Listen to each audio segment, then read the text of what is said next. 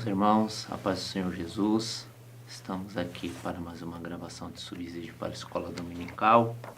Nessa oportunidade estaremos fazendo um comentário sobre a lição 8, que o título é O Ministério de Jesus. O texto-chave é: O Espírito do Senhor é sobre mim, pois que me ungiu para evangelizar os pobres e enviou-me para curar os quebrantados de coração.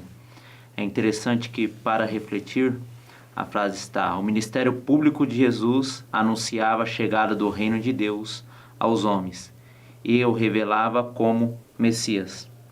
Quando nós olhamos para o texto de Mateus capítulo 4, versículo 17, nós vemos que Jesus ali, ele começa a pregar, trazendo aquela pregação de João Batista sobre o arrependimento, e ele diz que é chegado o reino dos céus. Então, o início do ministério de Jesus é marcado pela chegada do reino dos céus ou o reino de Deus. Mateus ele varia nessa expressão. Nós podemos também dividir o ministério de Jesus em 6 etapas, como que nós já estamos caminhando nesse trimestre. Nós podemos falar sobre encarnação, dividir encarnação, nascimento, vida ou ministério, a morte, a ressurreição e a ascensão. E nós vamos focar um pouco nessa aula sobre mais o ministério terreno de Jesus. Nessa oportunidade nós estamos aqui com o pastor Lucas, que também já estará dando os comentários no início.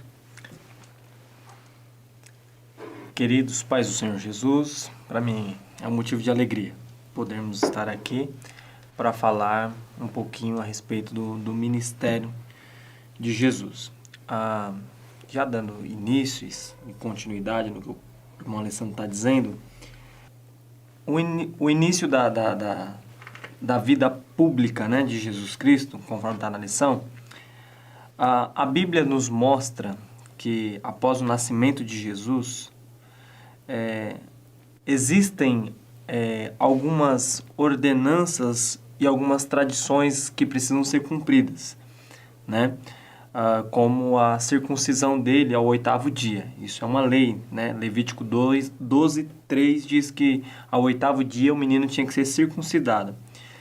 A lei também dizia, em Levítico 12, do 2 ao 4, que após a purificação da mãe, a criança deveria ser apresentada. Isso se dá ao prazo de mais ou menos 40 dias.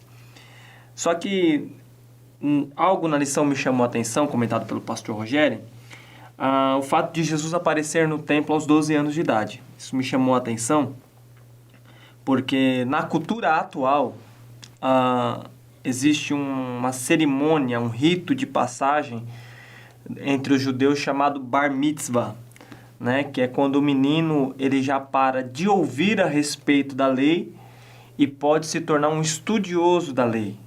Porque até os 12, 13 anos, quem fala a lei dentro de casa é os pais, cumprindo a ordem de Deus em Deuteronômio. Ata a minha lei nas paredes, no coração, fala ao levantar, fala ao caminhar, fala ao se deitar.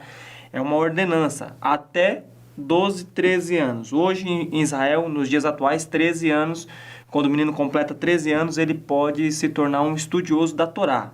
Antes ele só escuta.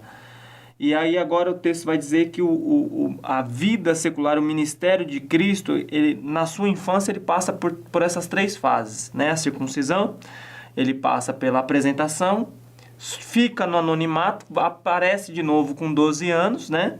E com 12 anos, a Bíblia não diz que é o bar mitzvah dele, mas dá a entender, porque quando a gente lê lá em Lucas, o texto diz que ele está sentado aos pés dos doutores, né? Diferente de Paulo, que se assentou ao pé de Gamaliel para aprender com Gamaliel, ele está ensinando os doutores. E o texto diz que eles estavam maravilhados com o que Jesus estava ensinando, né? Essa cerimônia do Bar Mitzvah, de fato era para tornar agora ele um homem religioso, um homem da lei, um homem que compreende o princípio sagrado. Lembrando que, nessa ocasião, Jesus estava em Jerusalém, porque para os judeus existem 3 datas que são obrigados eles estarem em Jerusalém, né? Que é na Páscoa, no Pentecostes e na Festa dos Tabernáculos. Essa tradição é uma tradição muito interessante, que nem o pastor deixou claro, né? Que ali ele estava agora passando ali responsável pela sua vida espiritual. E a própria palavra bar mitzvah, ela tem esse significado, né? Nós encontramos um paralelo na Bíblia Sagrada, Bartimeu, filho de Timeu, né? Então, bar significa filho e mitzvah dá o sentido de mandamento, dá o sentido de lei, assim como o pastor deixou bem claro. Então, todo judeu, ele precisava cumprir isso, e assim como Jesus era, ele cumpriu toda a lei. Inclusive, depois coloca aqui no ponto A, a prática do batismo. Se nós começarmos a analisar, os judeus no Antigo Testamento, nós não vemos essa prática do batismo por imersão, como nós vemos claramente no Novo Testamento. Quando nós olhamos para o Antigo Testamento, principalmente no livro de Levítico, nós vemos o ritual de purificação. Então, era costume dos judeus ter todo esse ritual e tudo mais com lavagem de água. E esse costume do batismo, alguns teólogos, alguns arqueólogos, eles vão colocar que provavelmente pode ter nascido ali na cidade de Qumran, onde que no ano de 1947 acharam os pergaminhos do Mar Morto, né? Aquele povo lá que se isolava, eles procuravam ter uma vida mais santa, porque a religião estava corrompida, então eles procuraram se isolar em Qumran, ali na cidade, que era uma cidade deserta. Então, alguns arqueólogos encontraram ali algumas cisternas. Então, eles identificam que provavelmente pode ser que foi dali que começou esse costume de batismo por imersão. E João Batista, ele vem propagando essa mensagem sobre o batismo, né? E Jesus, ele, por cumprir a lei, quando ele chega ali, né, para João Batista, até o próprio João Batista fala: eu que necessito ser batizado por ti. Jesus fala: não, eu vim aqui para que seja cumprido. Exatamente. Quando a gente olha para o fato de João resistir batizar Jesus, não, eu estava pregando até agora, vem um aí que é primeiro que eu, que é maior do que eu, né? Eu não sou digno nem de desatar a sandália dos seus pés, agora o Senhor vem a mim e diz que eu tenho que te batizar. De fato faz sentido, porque João entendia que o batismo era para cobrir o pecado, né? É uma lavagem do pecado. E Jesus não tinha pecado, então não fazia sentido nenhum. Mas a razão de Jesus estar se submetendo ao batismo é porque ele estava se identificando com o seu povo, a quem ele veio salvar.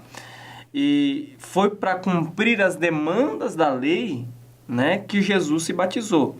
Submetendo-se ao batismo, Jesus também está aceitando o seu destino. Porque tem muita gente que fala, ele se batizou. Para Jesus, o batismo não foi só mais um mergulho na água. Não, foi algo sério.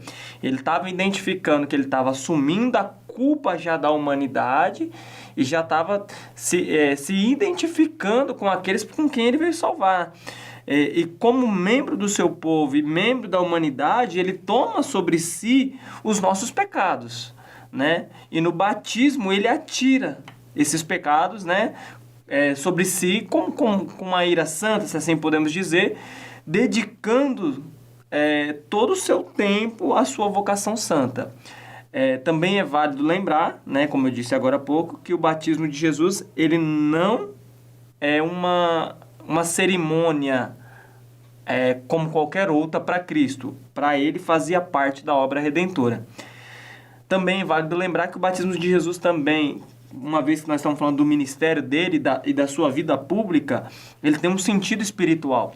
Porque o batismo de Jesus tem pelo menos 2 grandes significados importantes, espiritualmente falando, para quem estava assistindo. Primeiro, é um batismo de Jesus que marca a unção de Jesus.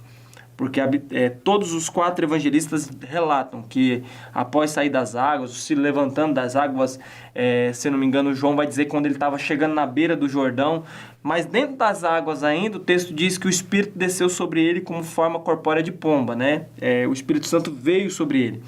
Então nós entendemos aqui que o Espírito Santo é compreendido como a instrumentalização pública para a atividade que o Senhor Jesus agora irá exercer diante do povo. Então, embora sendo Deus, embora sendo Filho de Deus, embora participando da Trindade Divina, ele não se recusa a receber o Espírito Santo repousa sobre ele, o que mostra que ele foi ungido de Deus.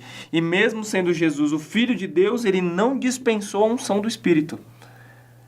Diante de toda aquela população que estava ali assistindo o seu batismo, ele não dispensou.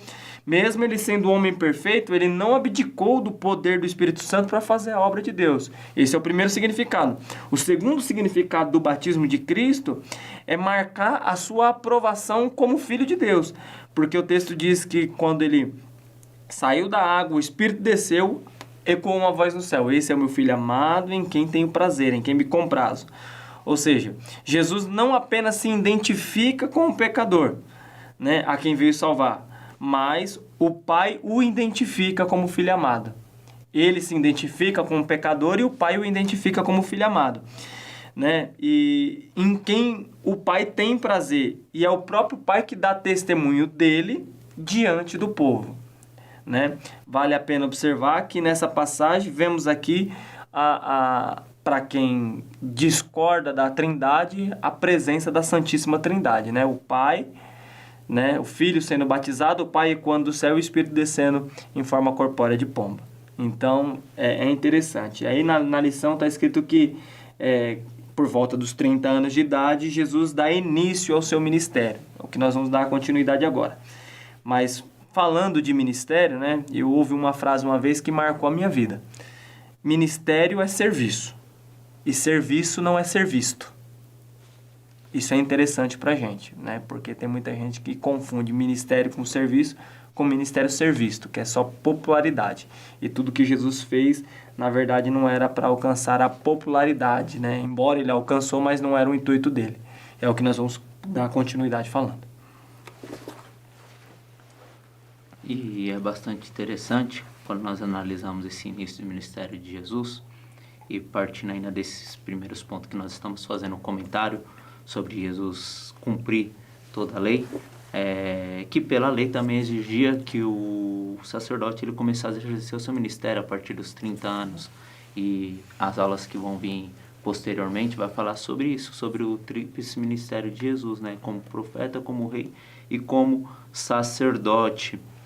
E que nem o pastor já fez o comentário, é um episódio muito interessante. Jesus saindo da água, ele é batizado, é confirmada ali a filiação, mostrando a divindade de Jesus Cristo, né? O conceito de filho, Jesus como filho de Deus, da ideia da divindade, como já vimos em aula passada. E agora ele também vai para o deserto para poder ser tentado. E nós podemos fazer um paralelo ali com Gênesis, porque a Bíblia fala em 1 Coríntios, capítulo 15, versículo 45, que Jesus Cristo é o último Adão, né?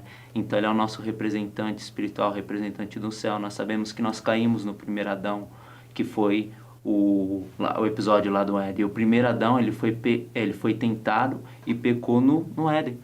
Jesus, como último Adão, ele foi tentado no deserto e suportou a tentação, né? Então nós podemos fazer esse paralelo e por intermédio dele nós recebemos a vida, por intermédio do seu sacrifício.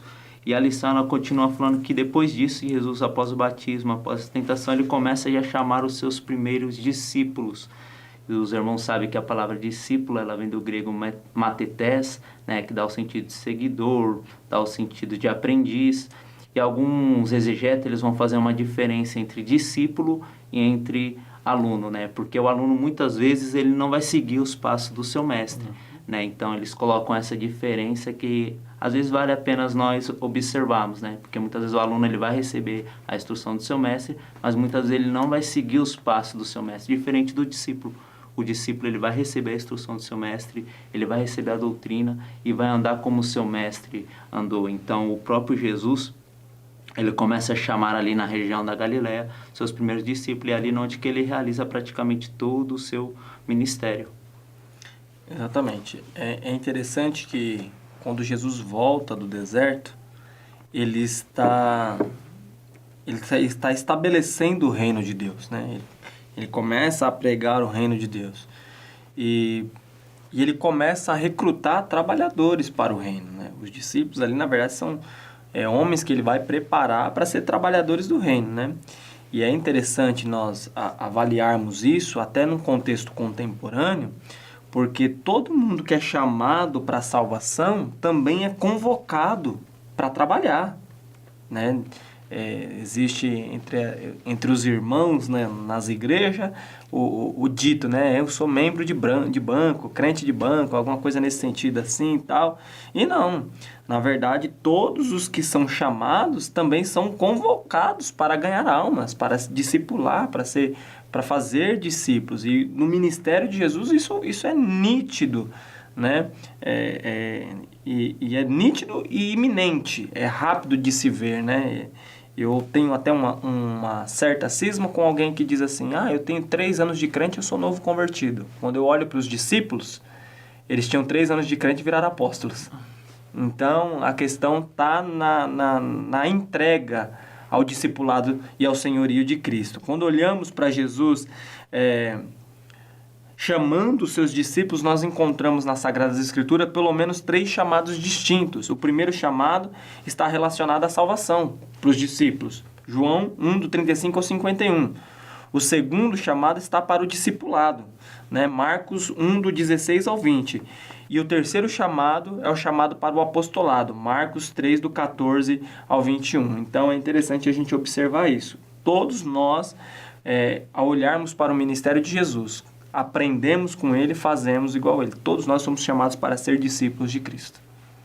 E ainda pensando dessa forma, de Jesus chamando ali os seus discípulos para ser seus seguidores e ensinar eles, nós conseguimos ver isso na prática do ministério de Jesus. Sim.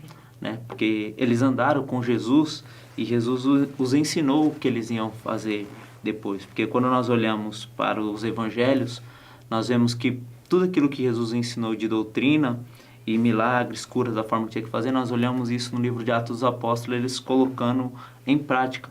Que aí nós vemos o ministério de Jesus do âmbito terreno, de ordem terrena e também de ordem espiritual. Eu achei bastante interessante que o nosso irmão, ao escrever a revista, ele coloca sobre inclusão. Nós sabemos que naquele tempo as coisas eram bastante difíceis. E eu anotei um ponto aqui muito interessante, partindo desse sentido de ordem terrena de inclusão, daquele homem sobre a mão mirrada. É o que me chamou muita atenção, andei meditando sobre isso, porque naquele tempo o serviço ele era um serviço agrícola, um serviço braçal, manual, e ele coloca aqui também artesão. Inclusive eu posso até indicar um livro, aquele livro lá do Joaquim Jeremias, A Vida nos Tempos de Jesus, ele trabalha bastante essa questão, um livro muito interessante, vale muito a pena ler. E aquele homem da mão mirrada, ele, por ter essa mão, ele não conseguia trabalhar. Então nós podemos pensar da seguinte forma, que ele tinha uma família. E se ele não conseguia trabalhar, ele não conseguia trazer sustento à sua família e também não tinha sua própria dignidade. Então Jesus, ao curar ele, Jesus estava restituindo e reabilitando a sociedade, dando a possibilidade de uma nova chance para que ele voltasse para a sua família. E muitas vezes isso nós vemos Jesus fazendo ainda no dia de hoje. Jesus pegando pessoas de situações improváveis e fazendo que nem esse homem de mão mirrada. Pessoas que estão à margem da sociedade, que estão separadas da sociedade, Jesus faz que nem esse homem. Pega, reabilita e o inclui de novo na sociedade, para mostrar o poder de Deus. Então nós podemos ver o ministério de Jesus na ordem terrena pensando dessa forma. Exatamente. Olhando para o contexto atual, né, e dentro do que Jesus trabalhou no seu ministério em ordem terrena, é válido ressaltar só para nota de rodapé, né? Quando a gente fala que o ministério de Jesus incluía as pessoas, vale lembrar que todo mundo que vinha a ele não permanecia como estava, mudava de vida. Porque hoje, dentro do contexto secular, as pessoas, todo mundo tem o hábito de dizer, Jesus me aceita como eu sou, né? Deus me ama como eu sou e tal. Não, ele te recebe como está, ele nos recebe como estamos. Se a gente está sujo, lameado, doente, ferido, cheio de coisa do mundo, de vícios e manias, ele nos recebe. A partir daí é um outro tratamento. E aí ele cuida da gente, ele sara-nos, ele nos cura. Como você mesmo falou, ele trata todas as nossas limitações para que a gente possa viver uma vida em sociedade. Partindo desse princípio, dessa inclusão que Jesus... É só Jesus que pega um ateu e faz dele um pastor, um ex-presidiário e faz dele um evangelista, que pega uma prostituta e faz dela uma ministra de louvor na casa do Senhor. Partindo desse ponto de vista, quando nós olhamos para o ministério de Jesus em ordem terrena, nós podemos identificar a graça de Deus se manifestando aos homens, né? Quando a gente olha para lá o chamado de Mateus, né, que era Levi e de Zaqueu, são dois homens publicanos que pela lei não podiam entrar no templo.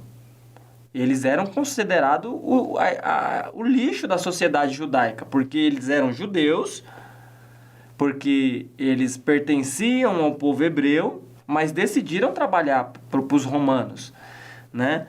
E quando Jesus encontra com eles, é loucura a mente humana, mas você observa que após o encontro de Jesus com eles, nenhum permaneceu como estava. É imediato a gente encontrar com Jesus e aquilo que nós fazemos que fere a santidade de Deus, a gente querer abandonar. Tanto que Jesus olha para Zaqueu, está na casa de Zaqueu.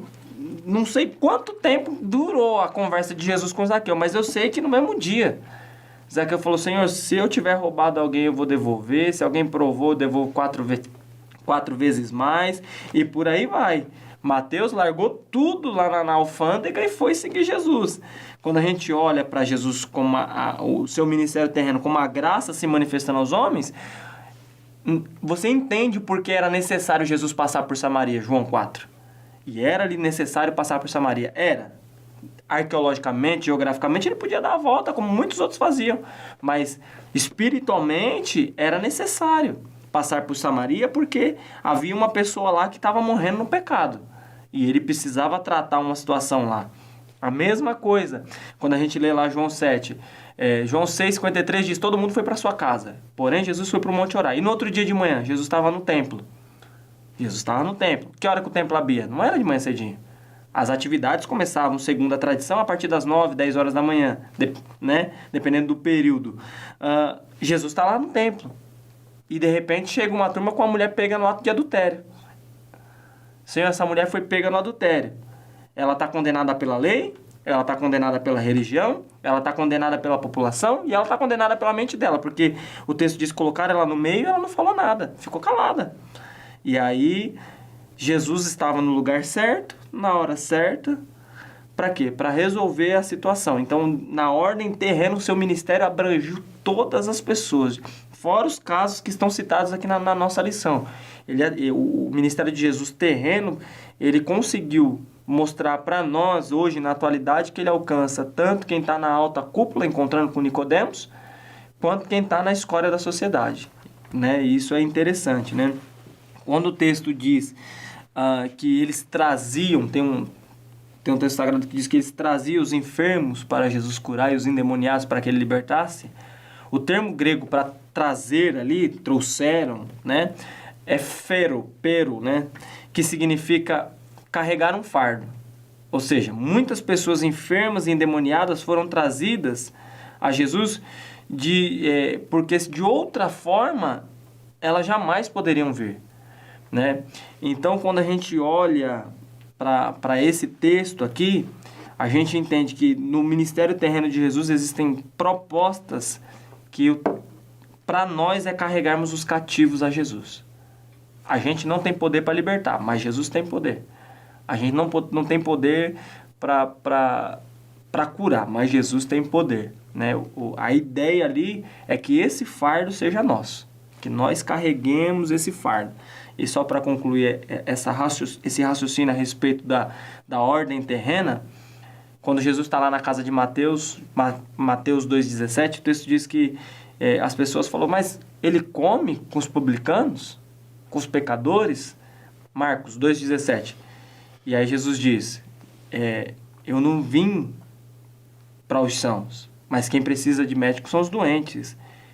Eu não vim chamar os justos, mas chamar os pecadores, né? A mensagem de Jesus aqui é que só os que se reconhecem doentes e pecadores e têm consciência do seu estado, é que necessitam da sua tem necessidade da sua salvação, né? Que só aqueles que se humilham é que podem ser salvos, né? Existem 3 tipos de pessoas que participam e veem o ministério de Jesus, mas não fazem parte do plano da inclusão, como está citado na lição.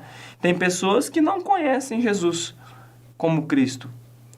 Sabem quem Ele é, mas para eles Ele não é o Senhor deles. Tem pessoas que conhecem Jesus, mas se recusam a crer e confiar nele. Acham um mundo melhor. E tem pessoas que não admitem que necessitam de Jesus. Esses não fazem parte do ministério terreno, da ordem de inclusão de Cristo. Maravilha. E muito interessante o primeiro comentário que o senhor fez sobre que Jesus, ele não aceita nós do jeito que nós é. E hoje nós se encontramos com muitos Nicodemos, né? Porque se Jesus se aceitasse nós como a gente somos, não precisava nós nascer de novo. Exatamente. Muito simples, ele fala isso para Nicodemos. Então nós podemos pegar desse ponto do ministério terreno que você trouxe e já trazer para o ministério espiritual. Sim. Porque dessa forma, quando nós temos um encontro de Jesus, nós, por obra do Espírito Santo, nós nascemos de novo. E Jesus, ele teve o seu ministério tanto de ordem terrena quanto de ordem espiritual, que aí entra no ministério da reconciliação. Eu acho interessante, eu gosto muito de pensar nessa passagem de 2 Coríntios, capítulo 5, versículo 17 e versículo de 8, que Paulo ele vai falar, né? E tudo isso provém de Deus, que nos reconciliou consigo mesmo por Jesus Cristo e nos deu o ministério da reconciliação. E o versículo 17 ele vai falar, né? Que Deus estava em Cristo reconciliando consigo ao mundo, não imputando aos homens os seus pecados. É interessante nós pensar primeiramente sobre do sentido que nós temos de reconciliação, né? No sentido, vamos dizer assim, do nosso tempo. Um exemplo, nós pode ter alguma briga. E no caso, eu e você chateamos um com o outro. Então, vai chegar um momento que nós vamos pedir perdão. Então, nós vamos se reconciliar. Mas quando nós olhamos para as Escrituras, nós vemos que essa reconciliação, ela não se deu por parte que Deus virou as costas para o homem.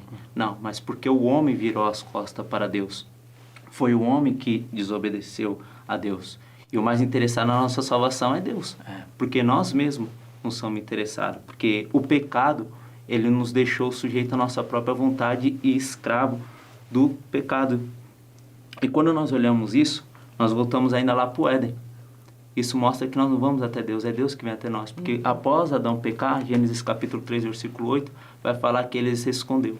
E o versículo 8 vai falar que Deus foi até ele e o chamou. Isso mostra que é sempre Deus que está indo atrás ao homem. O homem está sempre fugindo de Deus.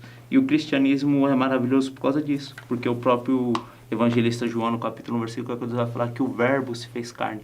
Então é Deus que vem até nós, porque Ele é o interessado na nossa salvação. Então, essa reconciliação, ela se dá por parte única e exclusivamente de Deus, enviando o seu Filho.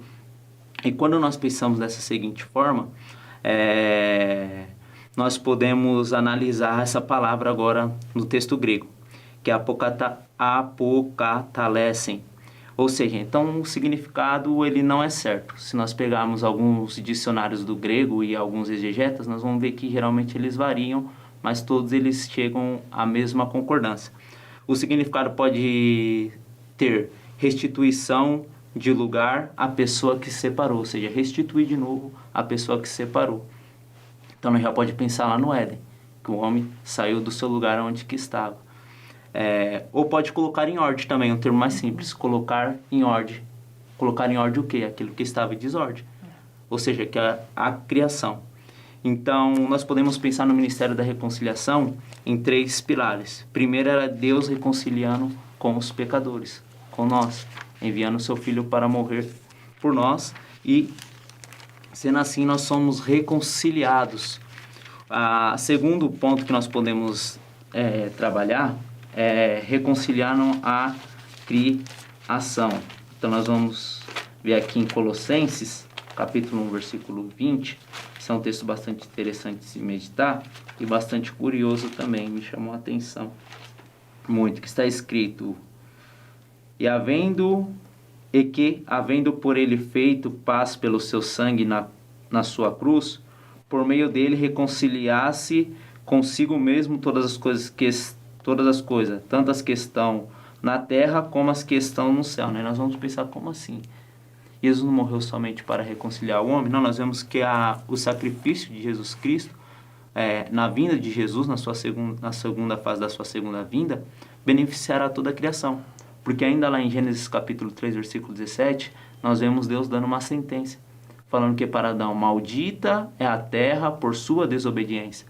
Então toda a natureza, ela caiu nessa desordem pela desobediência de Adão.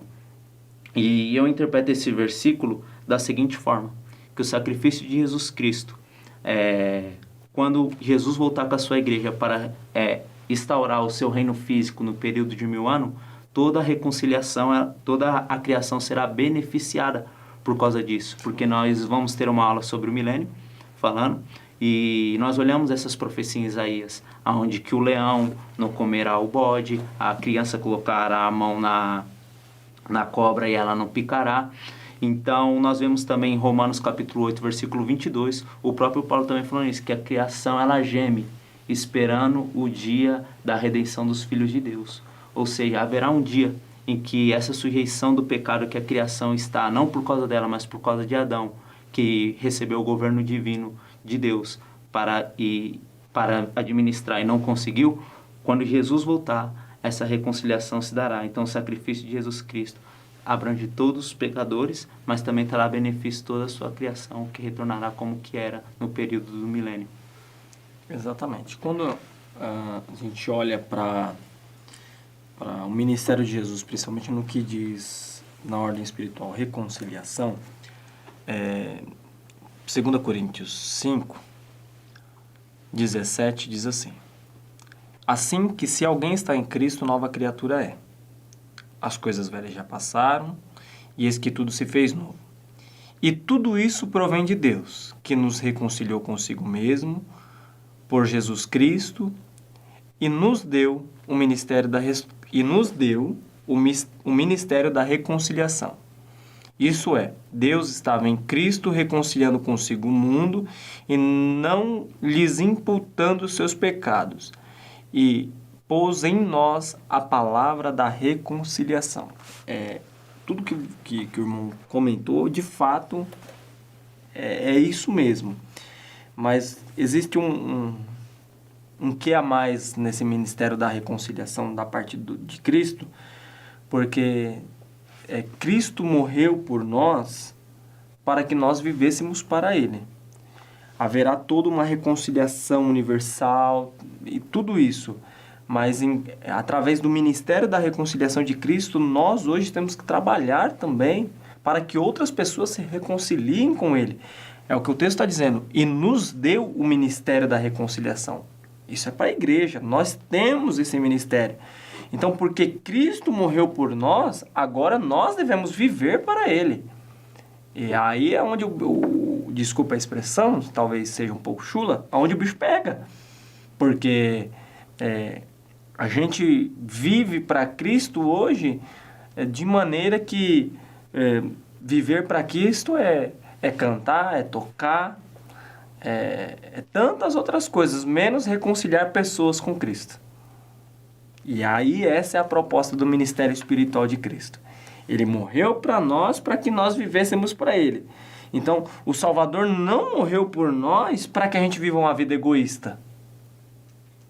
Não, agora eu vou ganhar dinheiro com o Evangelho, agora eu vou viver bem com o Evangelho e o povo por aí que... Não. A proposta aqui é para que a gente viva para Ele, pelo ministério que ele executou por nós, né? Então, sermos constrangidos. Se a gente voltar um pouquinho o texto no 5,14, é para que nós sejamos constrangidos pelo amor de Cristo. Porque o amor de Cristo nos constrangeu e nos reconciliamos com Ele. E a partir desse princípio, agora constrangidos pelo amor de Cristo, a gente quer constranger outras pessoas a viver uma vida de paz com Deus, né? De reconciliação, uma vida plena com Cristo. Pelo menos assim, olhando por cima, estudando um pouquinho do que está comentado pelo comentarista, eu entendi isso também. Haverá, sim, uma reconciliação geral, né, no milênio, haverá uma reconciliação global, mas também existe uma reconciliação imediata também, que é necessária da parte da igreja, e a gente aprende com Cristo. De fato, que se trata da grande comissão. A grande comissão. A grande comissão, ir por todo mundo e pregar o Evangelho. Então, é a nossa responsabilidade, né? O já e o ainda não. É para agora, para podermos fazer a missão. E, continuando ainda, o ministério também de Jesus, ele foi feito por sinais e prodígios. E isso é bastante interessante, que nós já falamos um pouco de Jesus, o pastor também já falou um pouco de Jesus ter recebido o Espírito Santo, e nós sabemos que as obras que Jesus fez foi pelo poder do Espírito Santo, né? O Espírito Santo desce sobre ele, aquele próprio texto lá de Lucas está falando isso, né? O Espírito do Senhor está sobre mim e me ungiu a pregoar boas novas, libertar os cativos e por aí vai. É interessante quando nós olhamos ainda João capítulo 3, versículo 34, vai falar que Jesus ele recebeu a plenitude do Espírito, né? E aqui nós podemos fazer uma análise colocando para nós. Nós temos o Espírito Santo, mas nós não temos a plenitude do Espírito Santo. Então há uma diferença da plenitude do Espírito para nós. Nós temos o Espírito, mas não a plenitude do Espírito. E o Espírito Santo ele foi fundamental no ministério de Jesus. Nós encontramos ali uma obra que ele faz e que é bastante curiosa, é uma pergunta que sempre surge, né? O que é a blasfêmia contra o Espírito Santo? O que é esse pecado que não tem perdão? É só nós analisarmos o contexto, é muito simples, porque nós olhamos Jesus expulsando um demônio. Ele começa lá expulsando um demônio, então o debate começa ali. E depois ele é questionado por expulsar aquele demônio, fala que ele expulsa o demônio pelo princípio dos demônios, e Jesus fala que um reino dividido ele não pode subsistir. E ele continua o seu pensamento e tudo mais. E o que Jesus ele fala, né? Que o pecado que não tem perdão é atribuir uma obra do Espírito Santo ao demônio, de uma forma consciente. Foi o que os fariseus ali em questão eles fizeram. Eles, de uma forma consciente, viram a manifestação do Espírito. Eles atribuíram aquela obra que Jesus tinha feito pelo poder do Espírito Santo ao demônio. Dessa forma, Jesus falou que esse pecado não teria perdão. E por que não tem perdão? É muito simples. Porque quem convence o homem do pecado, da justiça e do Espírito é o próprio Espírito Santo.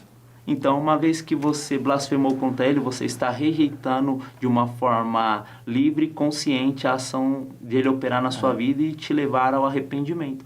Então, a blasfêmia com o Espírito Santo nada mais é do que, de uma forma consciente, você atribuir uma obra do Espírito Santo ao diabo. E talvez você se pergunte, mas será que eu já blasfemei? Só por esse pensamento, não. Porque isso é um pensamento de uma pessoa que está preocupada. E a blasfêmia com o Espírito Santo leva a isso. Então, aquela obra que Jesus operou foi por o poder do Espírito Santo de Deus.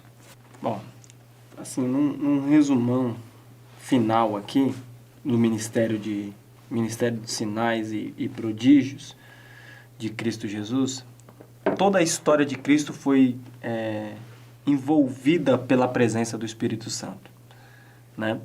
Ela começa no ministério de Jesus, quando o anjo aparece a Maria e diz, descerá sobre ti o Espírito Santo. A virtude do Espírito. Na verdade, essa palavra virtude, ela aparece 2 vezes no Novo Testamento. Aparece com Maria, né? E depois lá em Atos, quando Jesus diz assim, ficar em Jerusalém até que sejais revestido do poder de Deus total.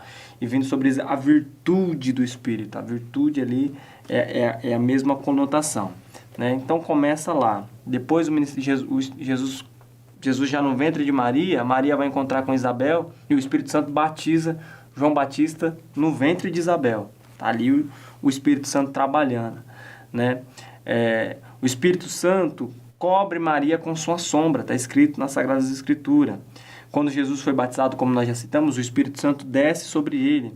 Quem conduz Jesus ao deserto para ser tentado é o Espírito Santo, né? Quando Jesus regressa para a Galileia, o texto diz que quem conduz ele até a Galileia é o Espírito Santo, pelo seu poder. Quando Jesus prega em Nazaré, na sinagoga de Nazaré, uma das maiores sinagogas da época, como você mesmo afirmou, Jesus pega, senta, abre Isaías e diz, o Espírito de Deus está sobre mim, me ungiu. Então, o Espírito Santo faz parte de toda a história. João 17, quando Jesus está ensinando, né? Ou melhor, João 14, quando Jesus está falando a respeito do reino de Deus, que ele vai morrer e tal, ele fala do Espírito Santo sobre os seus discípulos, né? Ele vai ensinar que o Espírito Santo atua na jornada missionária do ser humano, né? E aí, depois, lá em João 17, ele ora para que o Pai dê o Espírito Santo. Jesus morre, Jesus ressuscita, Jesus aparece aos discípulos, e o texto diz que ele soprou sobre eles e disse, recebeis o Espírito Santo. Então, o Espírito Santo está continuamente no ministério de Jesus, desde do seu nascimento até a sua ascensão. Quando Jesus sobe aos céus, ele fala, ficar em Jerusalém até que do alto seja revestido de poder, né? É interessante porque a proposta aqui ela é bem audaciosa. Poder para quê? Porque a gente hoje vive uma geração que quer ser movida, que nem a lição, quer ser conduzida pelo Espírito Santo, quer ter o poder do Espírito Santo, mas para quê? Aí ele vai dizer, ficar em Jerusalém até que do alto seja revestido de poder. E ser-me-eis testemunhas, tanto em Jerusalém, Judéia, Samaria, até o confim da terra. Todo o propósito do crente cheio do Espírito, ou melhor, todo crente cheio do Espírito Santo tem como propósito ganhar almas, ser testemunha. O propósito do Espírito Santo, um crente que é cheio do Espírito Santo e não ganha uma alma, que não discipula uma alma, tem que verificar direitinho esse conceito de ser cheio.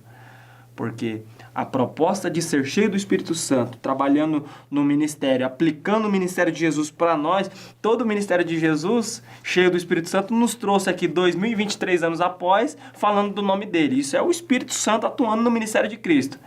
E a proposta do ministério do Espírito, do Espírito Santo na igreja, a proposta do Espírito Santo na igreja hoje é exatamente essa. Ser testemunha de Cristo, tanto em Jerusalém, como em Samaria, Judéia e até os confins da terra. Em toda parte a gente ser testemunha de Cristo, né? Então, a virtude, né? Ficar do alto, ficar em Jerusalém, até que sejais revestido. Permaneçam na promessa que de mim tivesses ouvidos. Então, a proposta para nós, ao olharmos para o ministério de Jesus, é bom orar. Eu já tive esse privilégio de orar e Jesus curar. Uma experiência recente, um irmão lá da igreja ia amputar o pé. E eu orei por ele e falei assim, pode ir no médico amanhã que não vai amputar o pé. É bom, mas isso não é prioridade no ministério do Espírito Santo. Muito melhor é você ver as almas se rendendo, vindo a Cristo. Então, essas são as últimas instruções a respeito do Espírito Santo na vida da igreja. Bem, irmãos, então nós vamos ficar por aqui. Que os irmãos se debrucem, procurem a cada dia mais se aprofundar. Eu tenho certeza que a sua aula será extremamente abençoada e que Deus em Cristo Jesus abençoe a cada um. Até a próxima.